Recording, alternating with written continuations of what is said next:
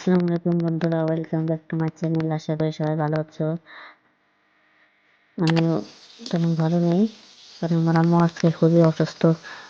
সেজন্য আমি দুপুরে রান্না করবো আজকে। রান্না তেমন ভালো হয় না, তাও রান্না করতে হবে, কিছু করার নেই। তো বেগুন দিয়ে ভাত অলরেডি হয়ে গেছে, তাই আমি তরকারিটা বসা দেবো। বেগুন দিয়ে আলু দিয়ে মাছ দিয়ে রান্না করব দুপুরের জন্য। আর ওদের কলমি শাক রয়েছে, সেগুলো ভাজি করব। এই আপাতত দুপুরে খাওয়া। ভাত, তরকারি বেগুন দিয়ে আলু দিয়ে টমেটো দিয়ে রান্না করছি, আর যে শাক ভাজি করছি। তাও নিজেটা নিজে খেয়ে দেখো কেমন হয়েছে।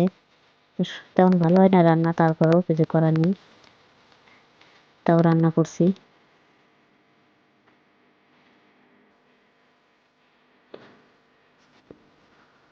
মোটামুটি একদমই খারাপ না, শাকটা একটু লবণ বেশি হয়ে গেছে,